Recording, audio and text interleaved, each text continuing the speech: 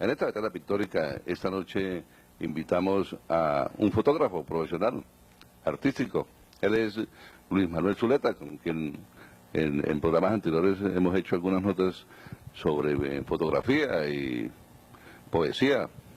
Esta noche vamos a hablar de un tema muy importante que es de Leonardo da Vinci. Está muy de moda hablar del Código da Vinci y esta noche pues vamos a abordar ese personaje para hablar un poco de lo que es el artista. Luis Manuel, muchas gracias por dejarse invitar esta noche, participar con los televidentes, de gusto muy exigente, unas notas muy llenas de brochazos mágicos de los grandes artistas del universo. Bueno, muy buenas noches para todos los televidentes. Gracias a usted, Joaquín, por brindar este espacio tan importante. Consideramos que hablar de temas tan trascendentales como citar o lo que nos ocupa hoy, de hablar de Leonardo da Vinci, es supremamente importante, ¿no?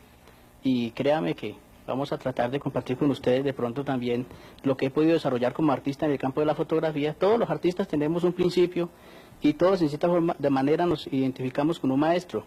Yo pienso que Leonardo da Vinci ha sido el punto de partida de grandes pintores y lo seguirá siendo. Es un ícono. Y de grandes inventos, ¿no? Sí, hablar de Leonardo da Vinci hay que dividir prácticamente pues sus facetas, ¿no?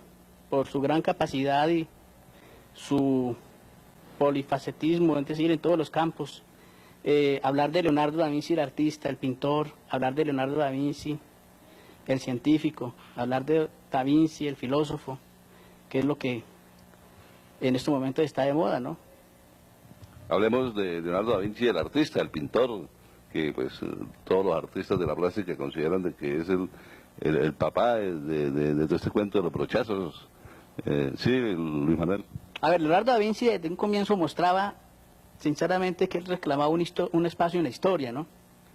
A pesar de que él se formaba con grandes artistas que también eran íconos en esa época de Renacimiento, él venía reclamando su propio espacio en este tapete de la existencia. Cuando se inició en la escuela de Verrocchio, en el taller de Verrocchio, con él estaban Perugino, Lorenzo di Credi, Botticelli, grandes artistas también de esa época del Renacimiento, y miremos lo revolucionario que era Leonardo da Vinci, ¿no? No se conformaba fácilmente, lo que les decía en un comienzo, él reclamaba su propio espacio y se ve reflejado en su obra. Por ejemplo, en esa época, cuando él se inició en el taller de Verrocchio, predominaba en ese círculo social, especialmente, una gran filosofía. En esa época se practicaba en ese círculo el neoplatonismo florentino, por decir algo, ¿no? Una corriente artística. Una corriente filosófica, ¿no? Es decir, ellos profesaban o proponían el idealismo estético. Pero ¿qué pasa con Leonardo da Vinci? Él rompe esos esquemas porque él, como les decía en un comienzo, venía reclamando su propio espacio desde su formación, desde sus inicios en el campo de la pintura. Y eso es práctico, sencillamente es ver o comparar las obras, por ejemplo, de Botticelli, que reflejaban claramente ese idealismo estético, que era lo que proponía esa corriente filosófica neoplatónica, florentina, ¿no? Y comparado con la obra de Leonardo da Vinci era sencillamente en su formalismo, mostraba con claridad la forma intrínseca del artista humanista, del que no se conformaba. Es decir, comparar estas dos obras era ver el antagonismo, ¿no? Lo rebelde que él era, que él no compartía esa corriente filosófica, y empezó a mostrarlo en su obra. Bueno, Leonardo da Vinci, dentro de su trabajo pictórico, él manejó pues arte religioso, que fue su fuerte dentro del trabajo pictórico, y la figura humana, obviamente, con el arte religioso. Sí, Leonardo da Vinci fue reconocido, pues, uno de los pioneros del arte clásico del Cinquecento, ¿no? Pero tenemos que partir de un principio que Leonardo da Vinci era el humanista. Yo creo que él no solo en la parte científica, en la parte filosófica, en todos los aspectos de la vida, él siempre quiso manifestar con sus obras pictóricas su propia personalidad. Por ejemplo, cuando Leonardo da Vinci se expresaba en sus obras, es sencillamente partía de un principio, ¿no? De la observación profunda de la naturaleza, de la manifestación de la parte humana, y entonces sencillamente él relacionaba sus valores y era lo que él expresaba a través de pinceladas. Pero pienso que él desde que inició pintando prácticamente, Leonardo da Vinci, a pesar de que estaba iniciándose como pintor, ya él mostraba claramente el espacio que reclamaba en la historia. Muy interesante todos los puntos de vista. Vamos a ir a unos mensajes de interés comercial y regresamos para seguir hablando de los grandes artistas. Yamil, por favor, un ventanazo publicitario.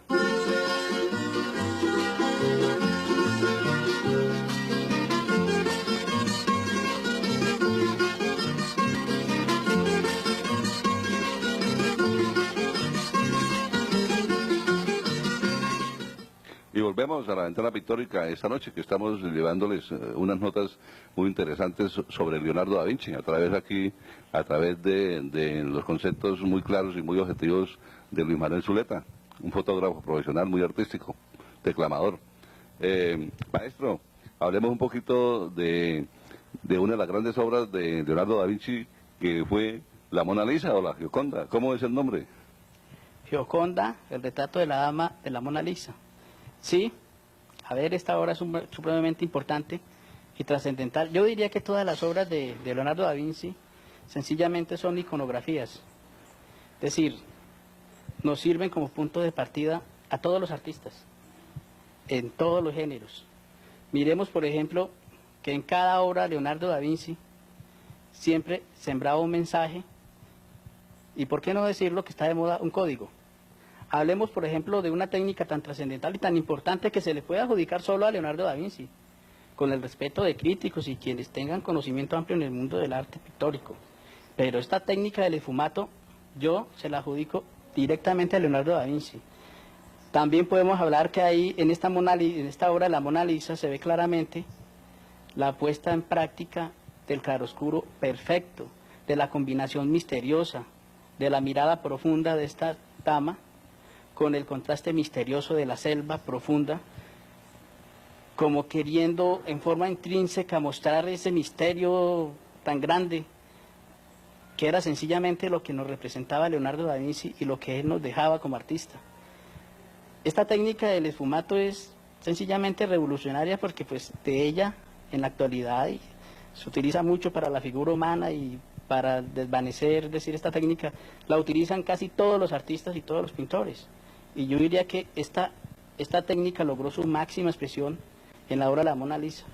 Luis Manuel, pero refiriéndonos ya a lo que es ese secreto de la cuestión evangélica y de unos criterios por ahí que han guardado, que según los últimos documentos fílmicos que se hacen es precisamente sobre eso.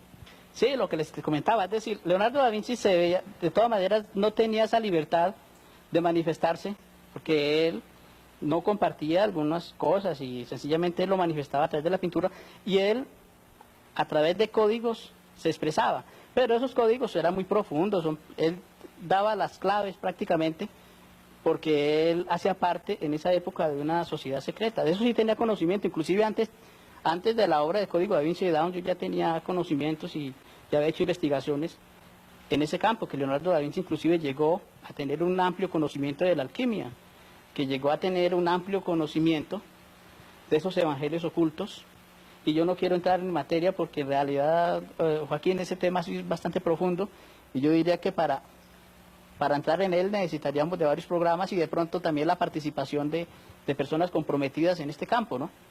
Porque sencillamente me parecería más lógico, ¿no? Yo daría un concepto, yo podría sintetizar en muy pocas palabras lo que Dawn y precisamente Da Vinci quería expresar con esta obra, pero en este momento no me lo reservo. Muchas gracias, Luis Manuel, por haber estado esta noche con nosotros, con los televidentes, disfrutando de unas notas muy llenas de conocimientos sobre los artistas de la época medieval y estaremos pendientes para hacer más noticias sobre estos temas, Luis Manuel. Obviamente, Joaquín, es decir, no solo citar el caso de Leonardo, sino pues de tantos artistas que fueron íconos de esa época del Renacimiento. Es decir, nosotros todos nos debemos a esa época. Yo pienso que un artista contemporáneo, cualquier persona, así ya estemos en el siglo XXI, quiera ser artista, irremediablemente tiene que ir a la época del Renacimiento. Si no se identifica y no domina teóricamente la época del Renacimiento difícilmente va a poder entrar en práctica y connotarse como un artista del siglo XXI.